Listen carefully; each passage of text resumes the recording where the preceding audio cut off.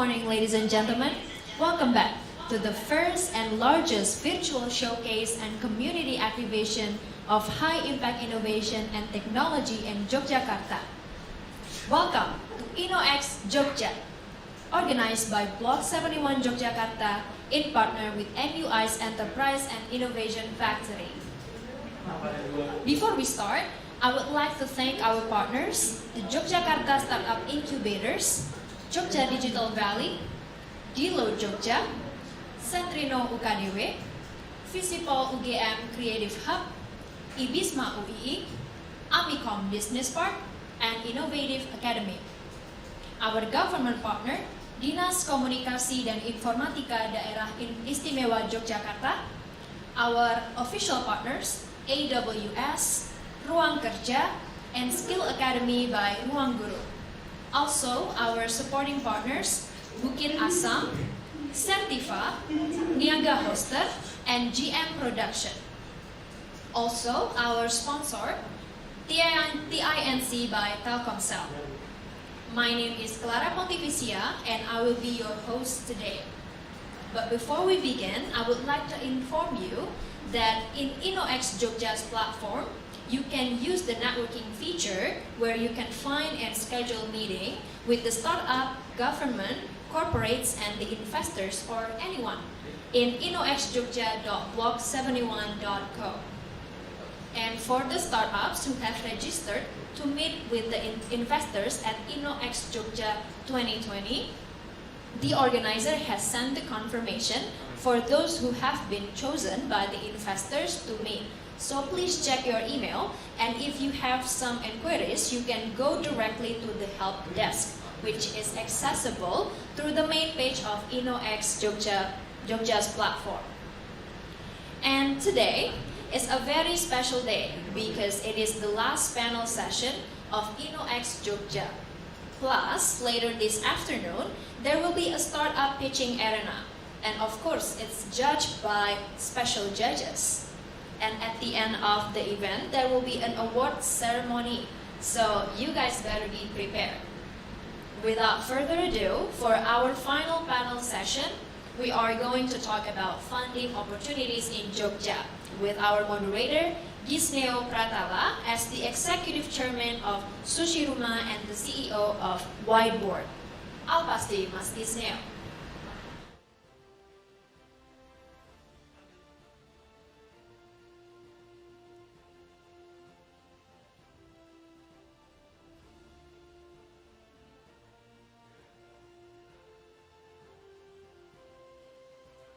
Hi, test. Is it my voice clear? Okay. I don't want to be formal, so let's talk informal, right? We're talking about the funding opportunity in Yogyakarta. And we have here my three special friends. The first is Mas Delta from Qiscus.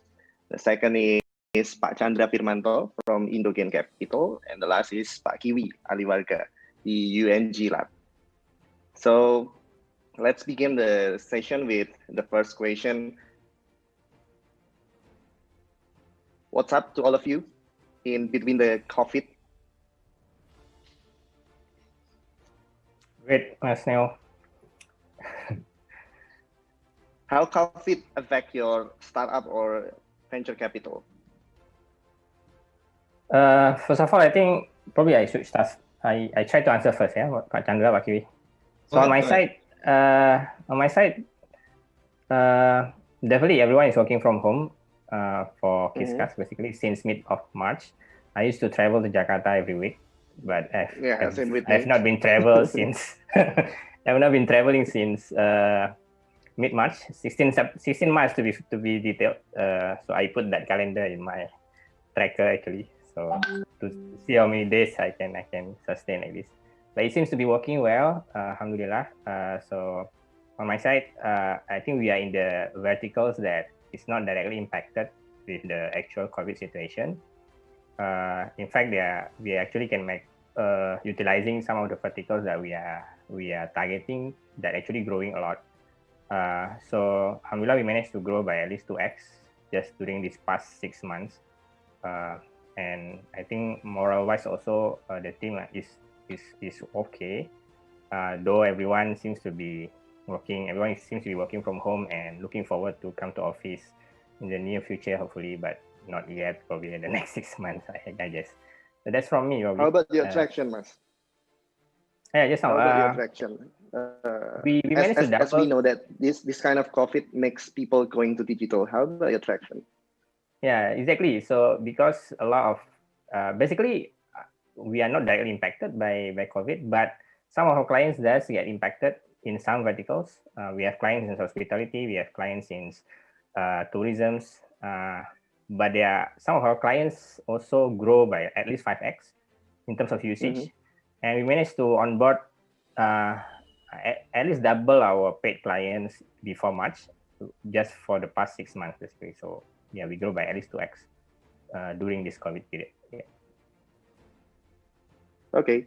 In a venture capital side, how is it going with this kind of COVID situation, Pak Chandra and Pak Kiwi? Yeah, is it affecting your venture capital enough? Yeah. maybe I'll answer first, and then for us, is initially it was a shock, of course, right, for everyone as well, right.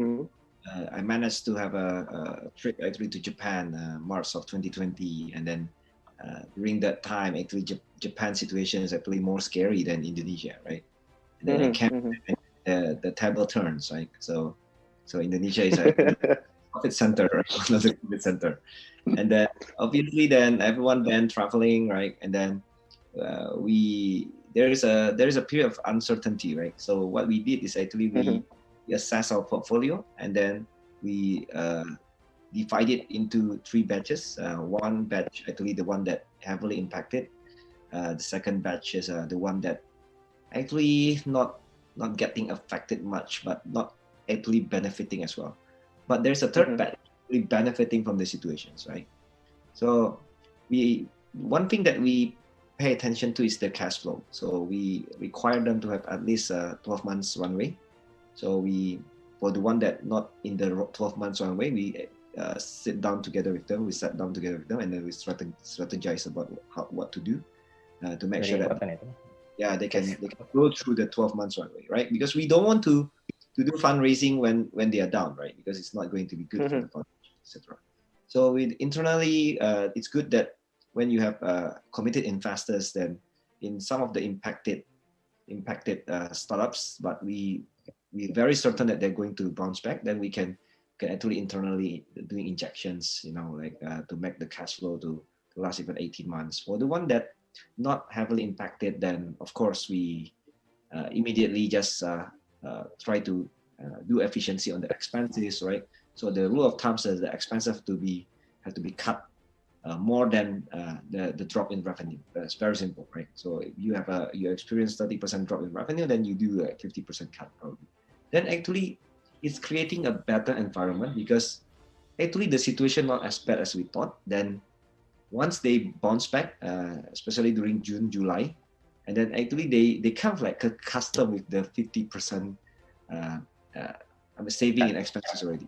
While the revenue actually went back to normal, to the pre-COVID level. So it's actually it's a good situations at the end for most of our portfolio companies. And of course, the one that not impacted, we actually speed up the process, the acquisition of customers and clients, right?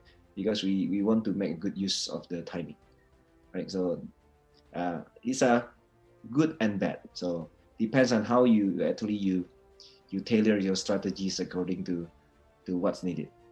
Okay, maybe Pak Kiwi can give. Kiwi?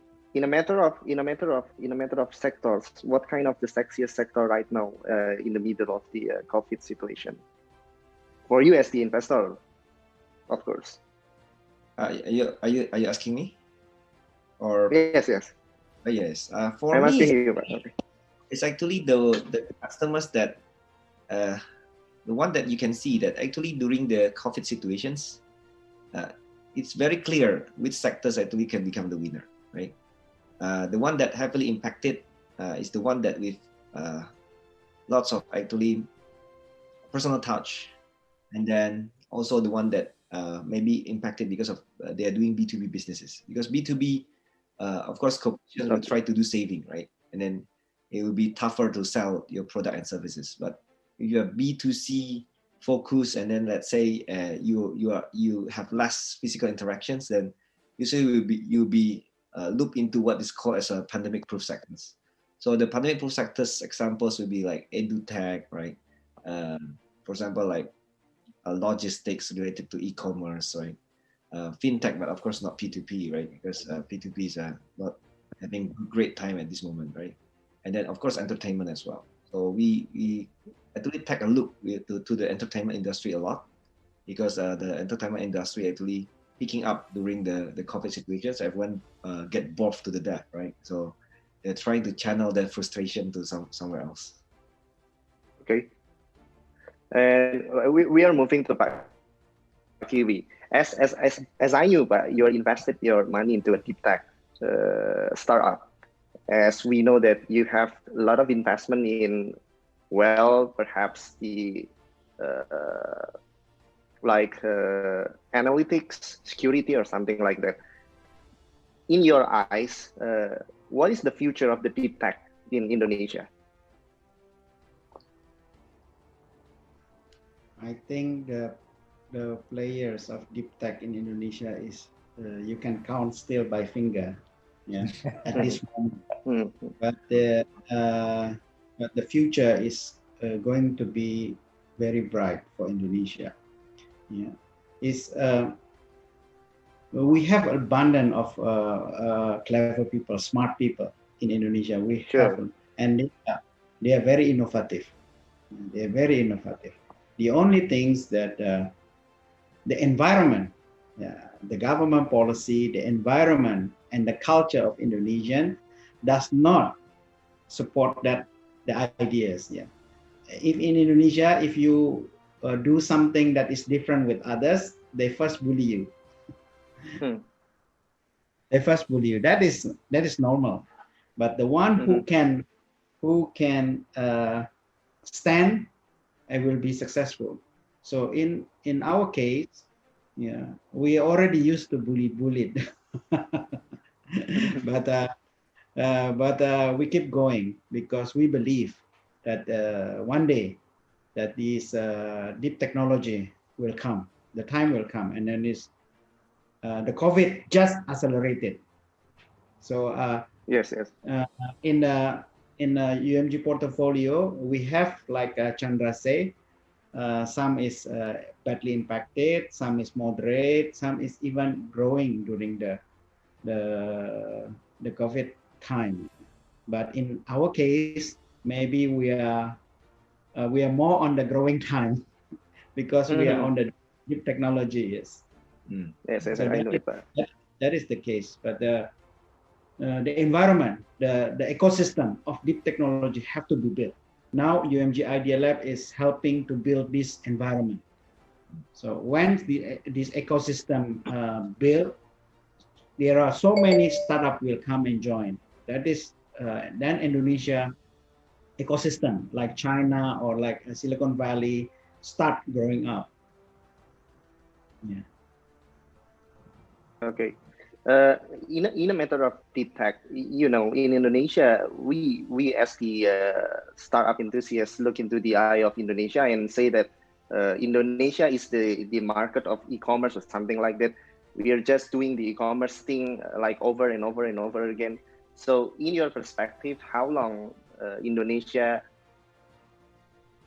is ready to be into the deep tech ecosystem in startup?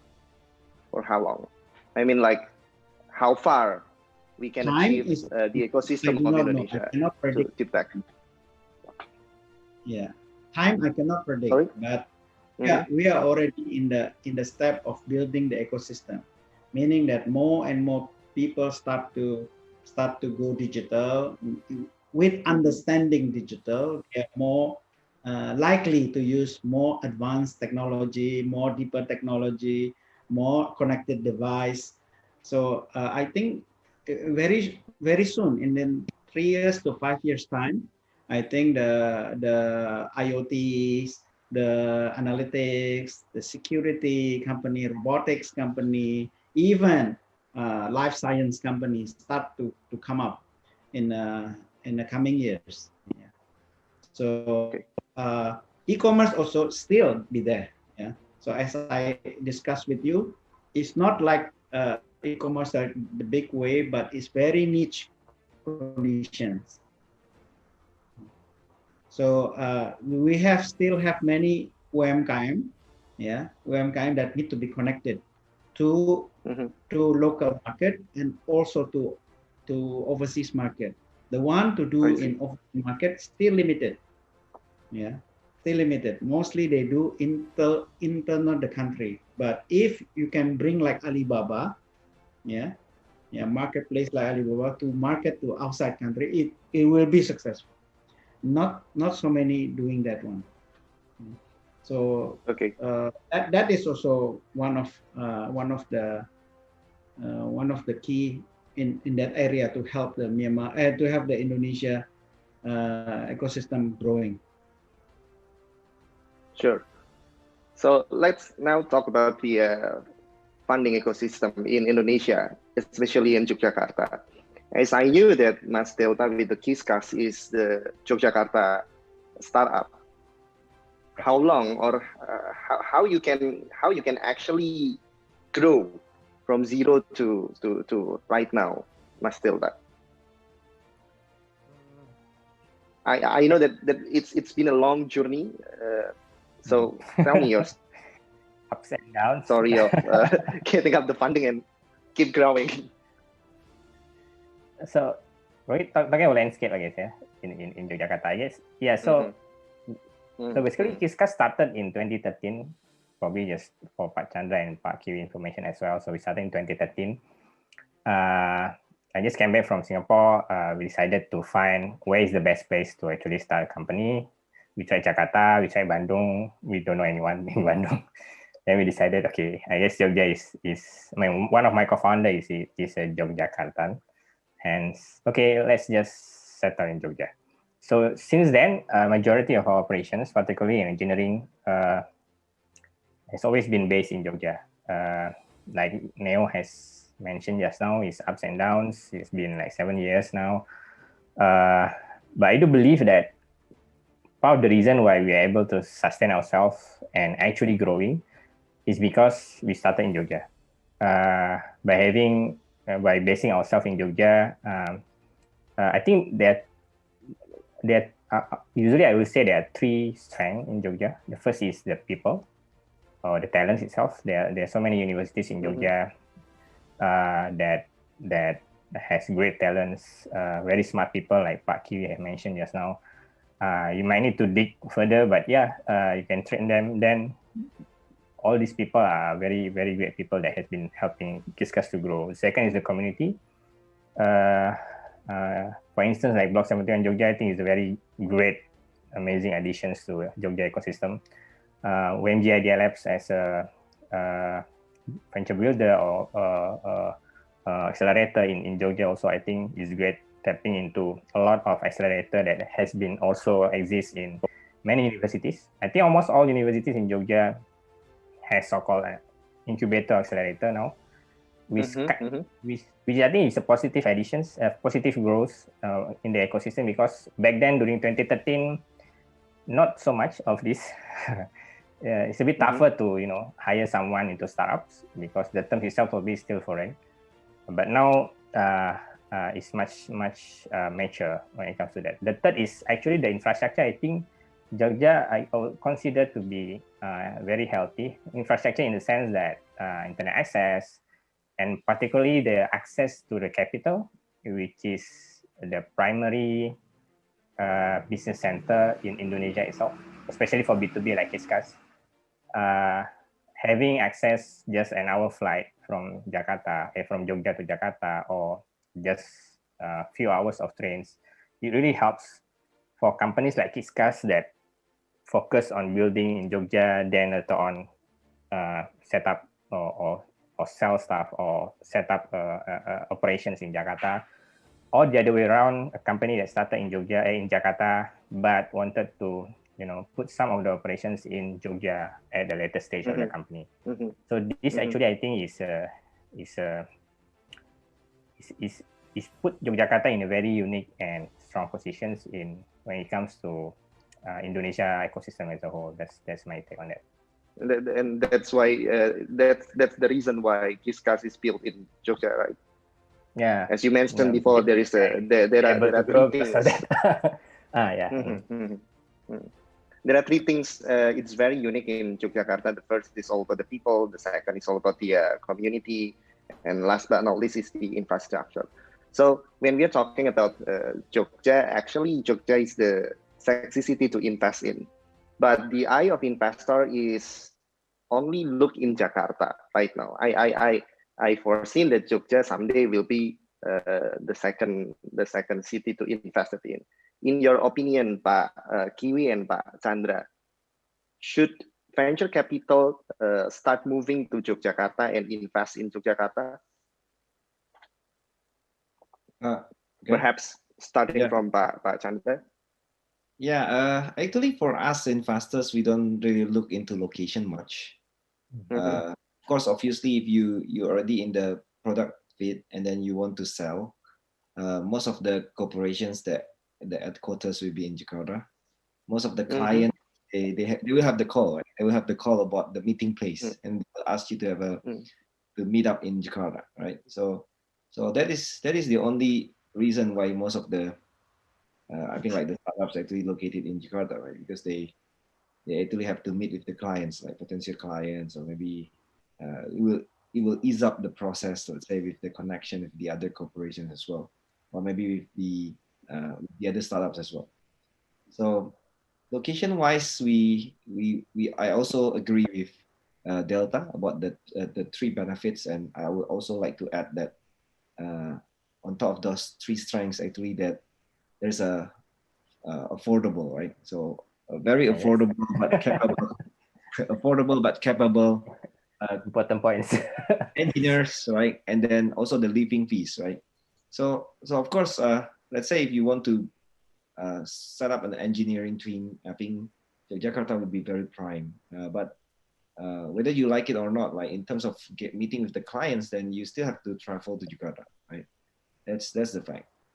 So I think becoming the engineering hub, Jakarta will be very prime because of those three strengths that Delta mentions, and then the affordable side, right, of it as well. So if United Nations, so if United States have Silicon Valley, so Jogja have Sleman Valley. Yeah, exactly. Yeah, Sleman Valley, right? It's the pool of engineers. Yeah. So to bring the investors, I think Block 71 have done a great job as well, like Delta mentioned, right? And then trying to help this event, and then name it innoXjogja. So very good. Very catchy. Yeah, very catchy as well, right? So I think for investors, we actually don't mind. Let's say if the location is actually not in Jakarta, because we actually looking into one startup as well that doing pilot projects in Surabaya right now. So not in Jakarta. And then there's a key reason why they do it in Surabaya, because the margin is better, and then there is actually blue ocean there. Well, the competitors actually doing everything in Jakarta, but in Jakarta the margin is very cutthroat. In the Surabaya right now, the margin is very good, and then they can show better data in terms of revenue, margin, scalability, right? So I agree with that as well. And this is not like just starting kind of like startups. So this is the startups that have been invested by Sequoia, but actually doing the pilot projects in Surabaya. So we don't mind at all, right? Because at the end of the day, it's a matter of whether your product can be paid by the users, right? So that's what we want to see, right? So maybe Pak Kiwi can share a different perspective, maybe Pak Kiwi. Kalau saya sih, for me it's very simple. I do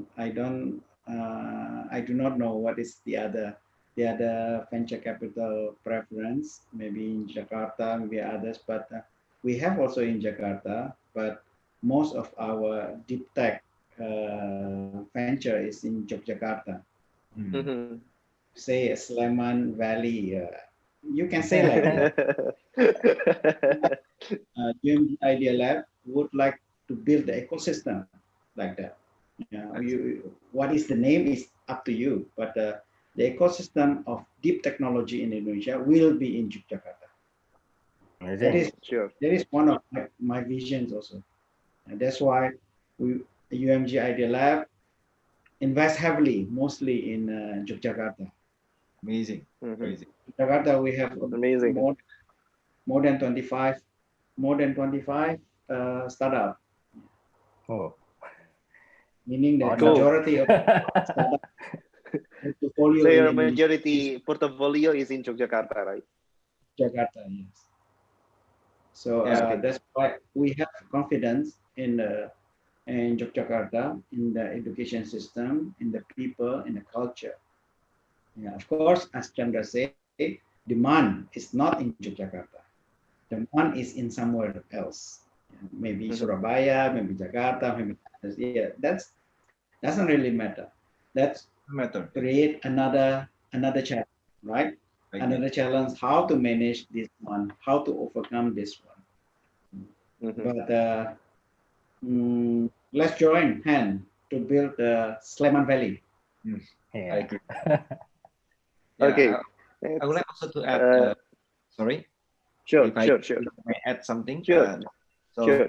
We invested into Aino, right, which is based in Yogyakarta, right? So Aino actually have success story of Indonesian startup, I think. But Aino actually based in Yogyakarta. They experienced the benefit of like having good engineers and etc. Right? And then even the engineers' capability has been acknowledged by NTT Data Japan and also Japan as well. They were very impressed when they checked. Initially, they also asked the questions, right? Why did you guys have to set up the headquarters in Yogyakarta, right? So we said we set up our sales divisions in Jakarta, just sales divisions. Exactly the same. Affected in the governments, but the entire headquarters, we never had any thinking about moving out from Yogyakarta, because we know we get the benefit, etc., and the capable engineers, the ecosystems, good living fees for all the team members, right? So we don't want to change that. So eventually TIS and NTT, they've been shareholders for the last 3 years, and they also acknowledge the same things. There's not much difference. If you set up in Yogyakarta, it's actually an advantage. And then you can just have a sales divisions in Jakarta, and then your CEO also can travel, right? And then during this time, even better, because they actually have to do lots of Zoom call, and then occasionally then they travel to Jakarta. Like much better situation for them right now, I think. Much better situation. Be in the flight, Chandra. Yes. You're at 6-7 flight as well. yeah, exactly. Yeah. Okay. Let's talk about the funding ecosystem again. If we talking about the funding ecosystem, we also talking about the risk, right? As we know that one of the largest venture capital in the world, like SoftBank, has lost the money that they invested in perhaps one or two their startup. How you manage your risk in giving up your investment, Pak Kiwi and Pak Chandra? I think Pak Kiwi and me, we have different strategy, right? Because Pak Kiwi mentioned that he invested into the deep tech, right? So I think that he's very smart in becoming the first movers in that space, and it's going to be something that going to be very, very awesome, like in the near future, right? And for me, actually, I'm actually more into finding the latest trend and then investing into the trend that actually started, let's say, in North America, in China or East Asia, right? And then after that, then we rarely investing into very early stage startups. So what we do is we are the supporting partners to expand in Indonesia. So our great country is actually is a prime candidate for expansions, right? Everyone want to have a piece of our country, right? So the problem with them is they are foreigners. They don't really understand about the how to penetrate to the secondary and third tier cities. They, for example, like Yogyakarta, they don't have networks, right? Maybe the other secondary and third tier cities also, they don't have networks. So Indogen, actually, we become the partners that helping with the expansions from other VCs portfolio companies. So by doing that, then usually we will look for the hot sectors, and then we will map out the winners, all the potential winners according to each industry, and then we usually will hunt the startups. So we do lots of hunting. So instead of waiting, we do actually lots of hunting. By first, we try to offer free help to all those startups. We try to connect them to our networks. We have good networks to more than 150 cities across Indonesia. And is it such kind of incubator? No, we actually not an incubator. So what we do is we focus on the hands-on approach, actually to make sure that the startup, actually not early stage startups, actually the startups that have been well funded, actually to be able to become the winners for Indonesia. For example, we help Karsam, which is based in Malaysia, and when we help them, they're actually number 3 in the market. Now we help them by connecting them to the used car dealers outside from Jabodetabek. Because the funniest, when I open up the map of the competitions between those 3 players, actually all of them concentrated in the Jakarta and the greater area. And by doing that, so it's actually very easy to win the market. Actually, you just need to connect them to the players outside the Jakarta and greater area, and immediately they can become number 1, right? And to strengthen that, we also help them with the financing side by connecting them to do a JV with Adira Finance. So Adira have about 350 big used car dealers as their clients, right? So it can immediately connect it to the Karsam platforms. That's just one of the examples of the help that we extended to our VC friends as well. And sometimes we help them even when we don't invest, right? So it doesn't mean that we need to help and then we have to invest, because it's a matter of building a relationship first. So we are very happy to help if you are a VC and then you have a portfolio you want to expand to Indonesia and then more towards the second and third tier cities, then we will be a good partners actually to start with. Great. So that's how actually we do our investment. So it's a bit different, right? So we don't really wait for the startups to pitch to us. So that's actually creating a very safe actually investment, because most of those startups actually have been well funded. We can kind of like do a long DD overhead because we actually helping them first before we actually decided to invest as well. So it's a different approach than SoftBank, right? Let's say, and then the fiasco happening with WeWork, for example, right? And then the problem with WeWork, I think, is you don't keep topping up on the investment, especially if you don't feel that they are doing great job. So that's also the problem with WeWork, right? And then they don't pay attention also to the, I think, like the key points, let's say in the expenses, in the revenue. So those points are actually very important for me as well as an investor. Okay. How about you, Pak Kiwi? How you manage the risk of investing to startups? We have a very different view of Chandra. Very different view. Which is great, Pak. So for me, I invest in people, not merely in business. People will create and build a business.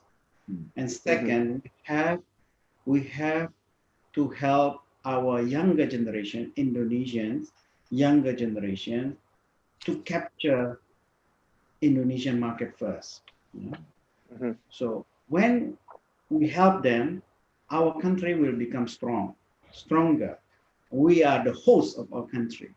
So if we bring somebody from outside and they dominate our market, our young generation will always become slave. The data will be taken by them, and they will conquer us economically, and also in mindset. That is very dangerous for Indonesia. That is why I say Indonesia have to stand tall with the developed nations in terms of technology. We like what is happening in China. They banned the Facebook, they banned the WhatsApp.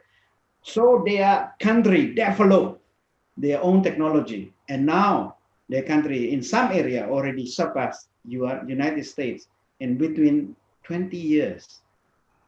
20 years, imagine that, 20 years. So if Indonesia is a great country, if we have the capacity, the leadership to do like this, we will be the great nations. So that is what my view. It's not about the business, it's about the people. It's about the leaders. They will make the business, they will find a way if we support them, if we believe in them, and if we guide them. The hand of Indonesia future lies in our young generations. Whether SoftBank invest or not, I do not know about SoftBank. They invest in a lot of companies. Yeah, some companies make a very big jackpot. Some also lose a lot of money. So it's just a preference, like Chandra says, it's just Chandra preference. So I don't have any objection of that preference. I don't have any objection of SoftBank, my associate preference, but I have my own preference. So for me, I would like to build Indonesia. I would like to have Indonesian stand as tall as other developed country in technology. That is, I think that's great. I think we share the same ideas in it. We want to make Indonesia to be great, right? By building up the people. Amazing. It's very amazing. But I knew that you mentioned it's very interesting when you mentioned about the our infrastructure, especially in data infrastructure, should be in Indonesia, because you say that a lot of foreign startup or a lot of foreign corporate capitalize our data, and we are a great nation perhaps, but our data is capitalized by others. So this is our job to make the data is accessible for our own self, right? Yes, it's not also our job. It's also the government need to regulate. need to regulate. If the government stands like a Chinese government, finish, right? Or now the American also ban the China come to America. That should a country, big country do. Yeah, India can do that, Brazil can do that, Indonesia can do that. Yeah, but Singapore maybe cannot do that. Yeah, Singapore have to follow what is other Southeast Asian nations to do that. Indonesia have the resources to lead Southeast Asia, to lead ASEAN. Okay, if this is a very big concept. If we are talking about the government and also the regulation in our nation, is a very big concept. But my question is, are we ready to make it happen? Like our government still depends on the foreign nation, right? But are we ready to do it like China do? Yes, yeah, we have a lot of clever people. You know? We have a lot of clever people. I am amazed with what Indonesian people can do. What edge of technology they've been doing. Amazed. The only things that our government, our system of government is so much distorted. so much distorted, so that they don't even believe their own people. That's why the Dutch can colonize us 350 years, which divide and conquer. Yeah. That is Indonesian. That is in our culture. That we need to change. Okay. But let's move to our participant question. We have some question from the participant, and let me read it for you. The first question is for Pak Chandra and Pak Kiwi, perhaps. You know, Indonesia will move the capital city to Kalimantan. Is it affecting to the VCs to look the startup into Kalimantan or something like that? For me, I don't think it's going to affect. I've been studying and living in Los Angeles for quite some time. For example, as a good example, the capital city of California is actually at Sacramento. Right? But the one thriving is Silicon Valley and Los Angeles. So won't affect at all, I think, because it's basically what is the government will move most of the government offices there, right? And then the process is going to take so long, right? Very long, right? According to so I don't think it's going to affect much. So even if the capital city will move to Kalimantan, it's not affect the VC ecosystem in Indonesia, especially in Jakarta, right? Yeah, I don't think that it will be affected at all. We will still, most of the VC will still be located in Jakarta. I think the office active in Indonesia, or if you are a VC, then most of the VC will be in Jakarta, right? The offices, and then from there, and they're actually open to invest in all over Indonesia. It doesn't matter.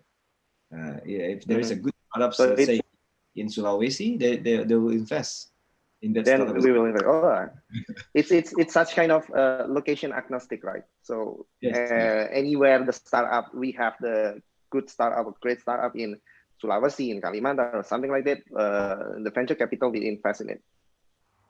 Yeah, of course, because we look at numbers, tractions, people, like Kiwi mentioned as well, the executions, right? So it doesn't matter actually.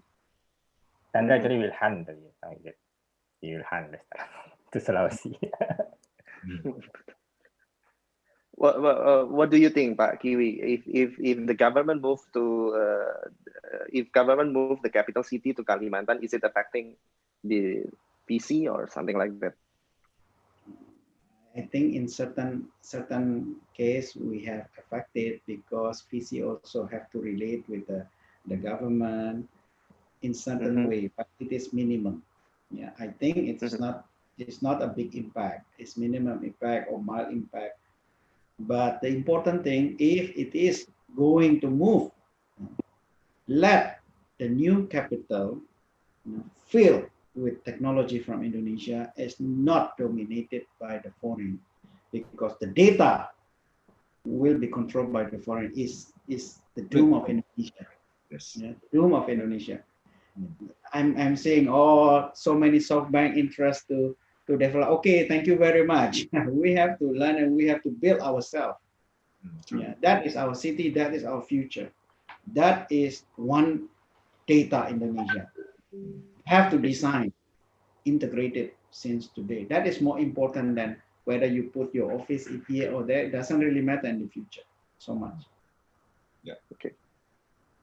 For you, Mas Delta, I knew that your business is on P2P platform, right? So if the government moved the capital city to Kalimantan, is it affecting your business a lot or not? Because I knew that some of your client or perhaps some of your business relation is with the government. Yep. To be frank, we haven't thought about it too much. I think similar to Pak Chandra, I'm not sure how long this will take. And as a startup, we definitely is ready to adapt to whatever situations in the market is.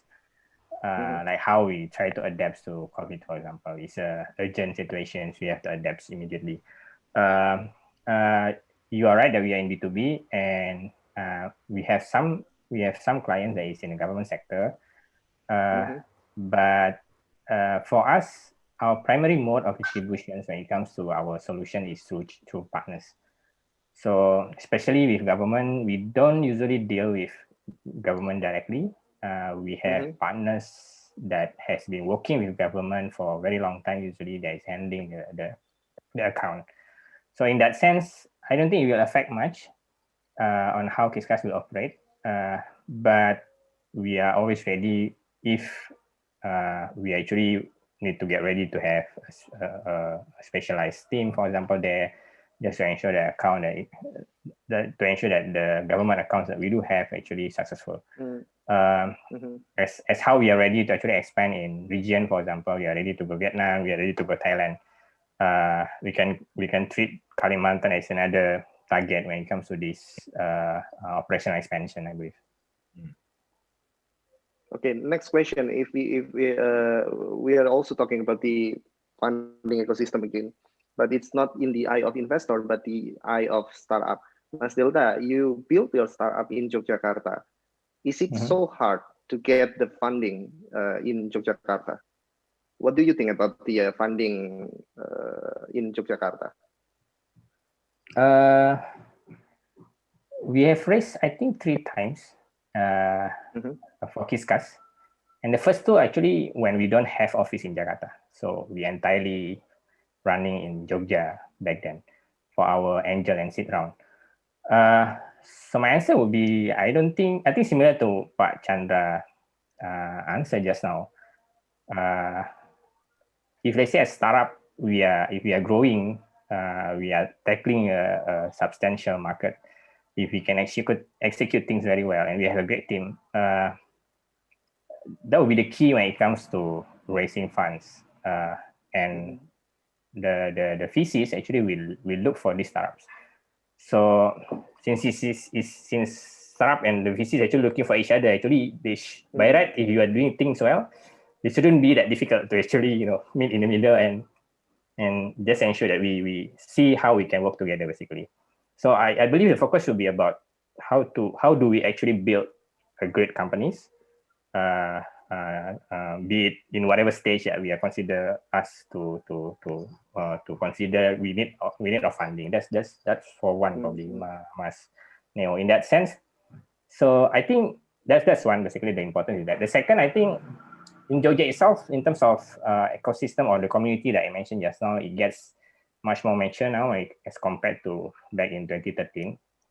Back then, there's no such event like Gisneo Jogja like currently, where startups able to have a business matchmaking with VCs to actually start to pitch. So the ecosystem, I think it gets very mature now, where there are a lot of opportunities for aspiring entrepreneurs in Jogja to actually talk with Pak Kiwi, talk with Pak Chandra to pitch their startups and have much higher chance of opportunities to get that funding basically. So that's the second. So I guess on the startup perspective, if you are positioning yourself in Jogja, it's not that, especially now, it's not that difficult to actually raise funds. In fact, actually I believe VC now also started to looking into Jogja as one of the potential place where startups might grow. Yeah. Okay. So it's not like the past years. In this year, perhaps the VC will look to Jogja, not the startup look to Jakarta. Is it the point? More like both, because like I mentioned just now, infra-wise, it's not definitely it's not that difficult to just attend Tech in Asia conference, for example, in Jakarta, and just meet, just network yourself. And trust me, there's so many people in the startup community that actually doing that. In fact, I'm still living in Jogja, while I have a team in Jakarta. I actually don't prefer to stay in Jakarta. I prefer to just live in Jogja and travel frequently whenever the need arises. Especially during this pandemic time, it gets less and less required for us in Jogja to actually travel. But in the event that we need to travel, like Pak Chandra mentioned just now, it's very easy.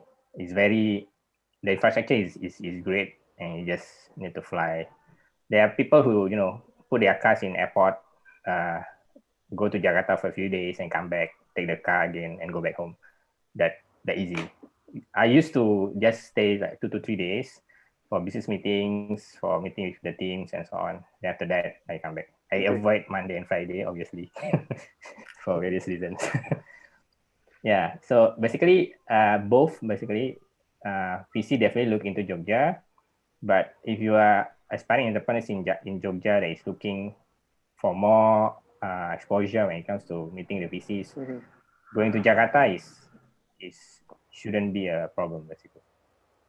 Okay, going to the next question, perhaps we are talking about the expanding of the startup.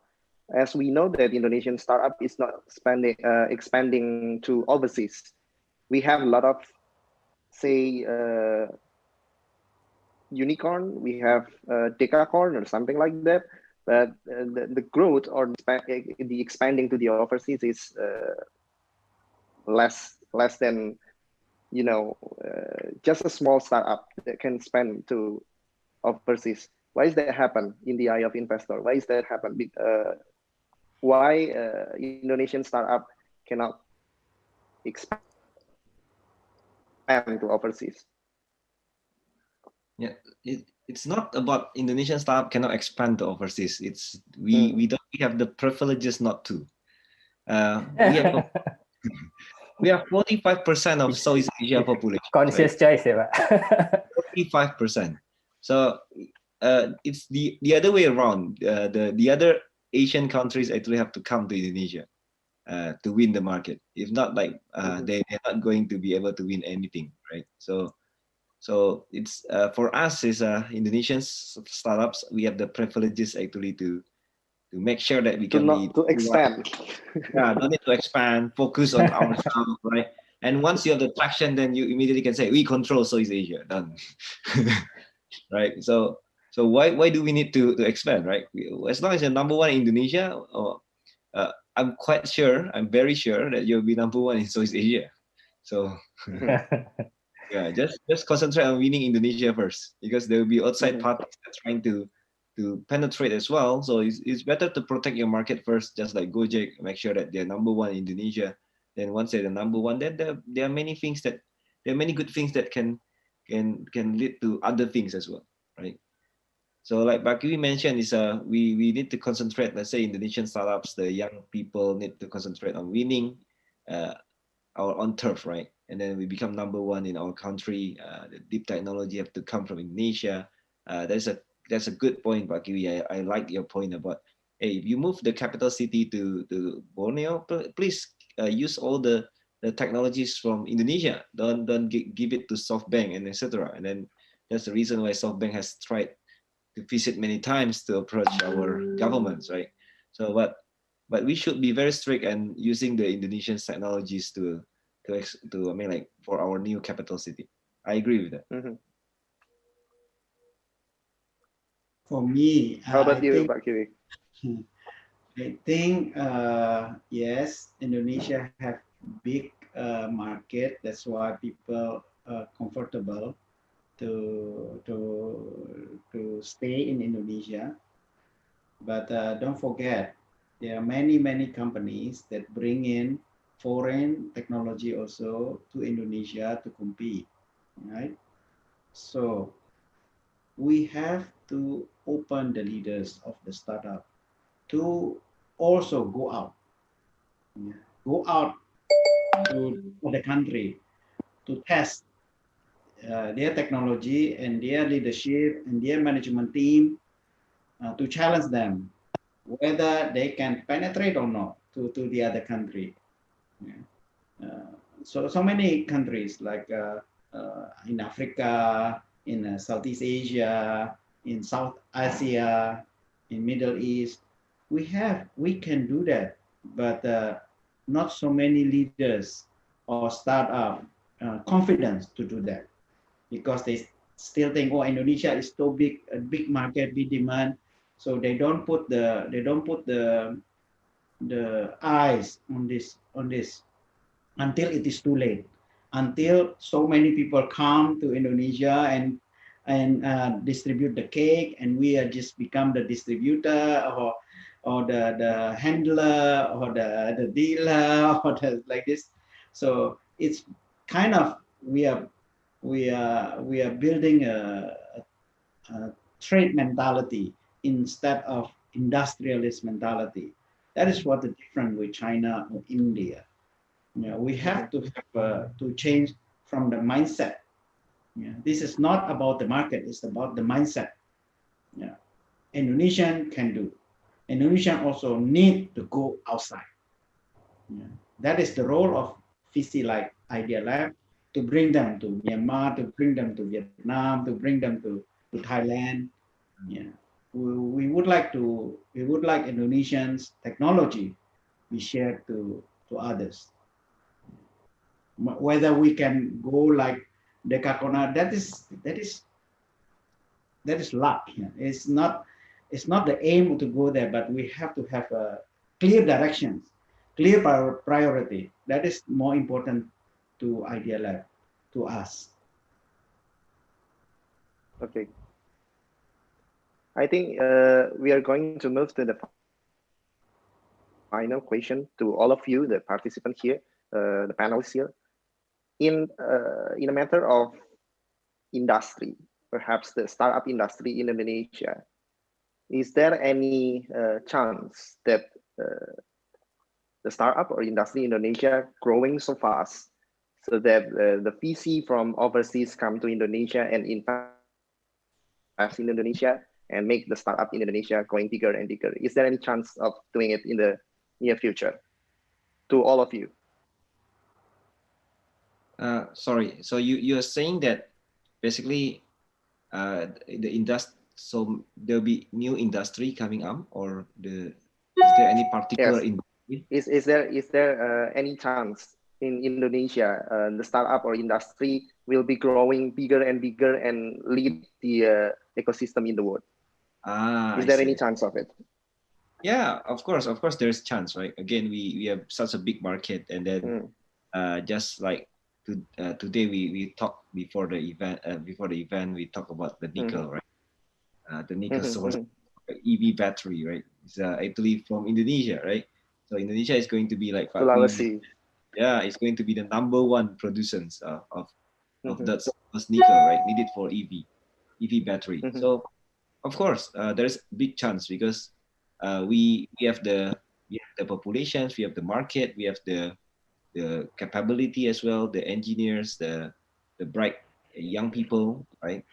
So it's a matter of we have to keep developing, we have to keep learning, we have to stay hungry, and like Pak Kiwi mentions, maybe we have to be confident, right? So if we are very strong in Indonesia already, try to go to the other country, right? Try to bring the technologies outside. So that's also just happened with Aino. So Aino actually in the middle of the process of installations for the Ho Chi Minh City projects as well. So the original Transjakarta payments systems actually will be installed in Ho Chi Minh as well in Vietnam by Aino. Wow, great. Yeah, that's great. That's one of the examples, right? So actually they don't have the technology just to install like what we have installed in Transjakarta in 2012, right? Just imagine that. So amazing thing. And so of course there big chance, right? Because Southeast Asia itself is one of the fastest growing nations in terms of regions in terms of economics, right? So I really think that Southeast Asia is going to play prominent roles, more prominent roles in the world. And eventually, if you are the leader of Southeast Asia, then you can immediately maybe set up a new industries or new trends that the other worlds actually will be paying attention to Indonesia first, and then we'll go to Indonesia to grow the industries, right? So one of the particular industry that Pak Kiwi mentioned before is actually maybe the EV battery technology, right? Sure. Indonesia, to me, Indonesia has so many things that they can lead the world. They already lead the world in the palm oil industry, but we don't have many industry that process the palm oil. Actually, if we have industry that process palm oil, we will be the biggest in the world. Other agri-industry also have potential to be the biggest and the best in the world. Yeah. Besides EV. So the problem is not whether we can do or not. The problem is our mindset. Our mindset. This is the big problem. Indonesia have to stop bullying other Indonesians. Yeah, Indonesians like to bully other Indonesians. Yeah, Indonesians like to see that foreign is the better than us. Bullshit. We are the same. Yes. We are the same. Yeah, whatever they do, we can do. Yeah, much better, right? Much better. Why we have to treat them as the better than us? That mindset we have to change. First, we are stand as tall as them. Yeah, we sit as low as them. But we need to be good at what we do. The resources like agri-industry, we can have aquaculture, marine technology, marine business. We can be number one in the world. Yeah. Battery, we can be number one in the world. Yeah. And then life sciences, we can compete to the best in the world. Herbal medicine, we have so many Indonesian herbal medicines. Yeah, not only Chinese traditional medicine, but Indonesian traditional medication also very good, also thousands of years. The jamu, yeah. Jamu.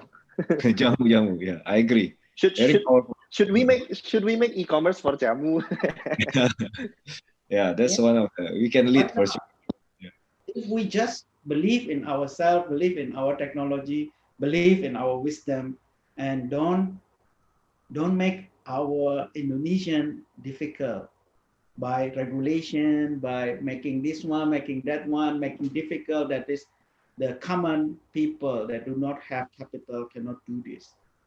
For what? Yeah, we have to support Indonesians because when we are in problem, it's the only Indonesian will help Indonesians. No other country will help Indonesians. Yeah, if they help, they also want to get something. It's not for free.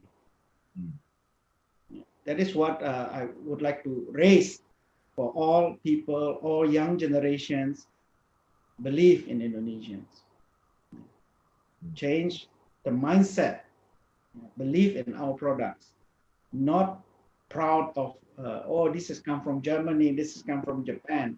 And shit, it's the same. Yeah, that's a bad mindset, huh? I agree. It's a bad mindset. Yeah, I do agree with all of those things, because yeah, we're a great nation. We can do that they can do actually. So we have to create our nation great, right? With our own people. In your perspective, Mas Delta, is there any chance for the startup to grow and rule the world? I think, yeah, I would say Indonesia or in general Southeast Asia is a very unique market with very unique characteristics. It has their own way to do business, for example, especially in B2B where relationship really matters. Someone need to carry you over to the doors, for example. Someone need to meet first before make any decision. It relies a lot in social media, for example, in this region. People just like to talk a lot in social media or chatting rather than call. Yes, so many diverse languages. So all these set of characteristics and many other characteristics actually put Southeast Asia in that has a very unique set of problems, I would say, for any startups to try to solve. With none other than the startups in this region, especially in Indonesia, are able to solve. So I would say it's not just about we can do, but we have to, because these are the problems that need to be solved. And whoever from overseas won't be able to solve it because they don't know how things work here. So it's more just as I agree with what Pak Chandra, Pak Kiwi have shared about we definitely have a capability to do that.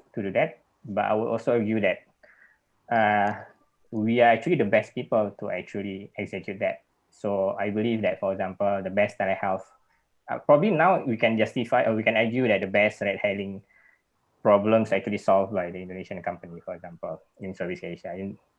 Not much. I don't think there's not many cases of ride hailing in the world, probably mostly in Indonesia and India, for example.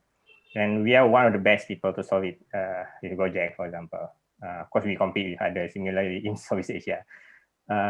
I believe there are a lot of cases like that, and it encompasses not just about consumer market or agriculture, but encompasses a lot of things, because I mentioned just now the characteristic applies to many things.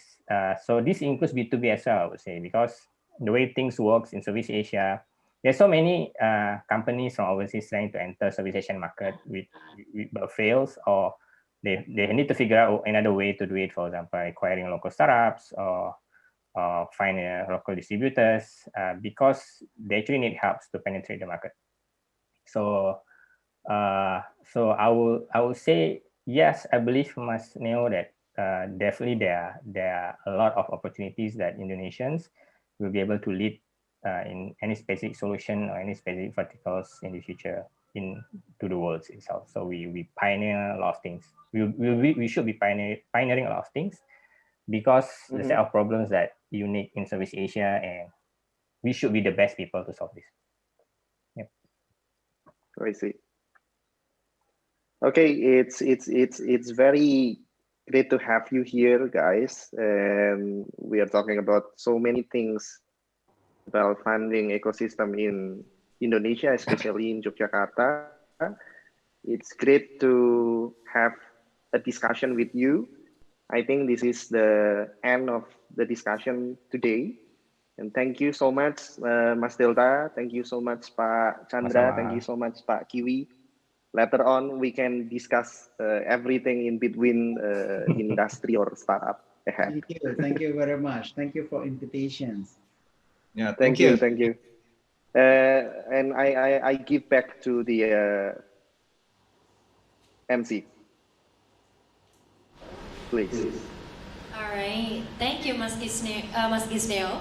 So, ladies and gentlemen, that concludes our final panel session for today. And for now, we will have a break, and later we will be back for our pitching competition at 1:30. There will be 12 startups that have been selected by our partner incubators. They will be delivering their pitching to the judges. And to the viewers, there will be a voting booth to select the most favorite startup at our platform, innoXjogja.blog71.co. So make sure you stay tuned so you would not miss out. All right, I'll see you in the next session.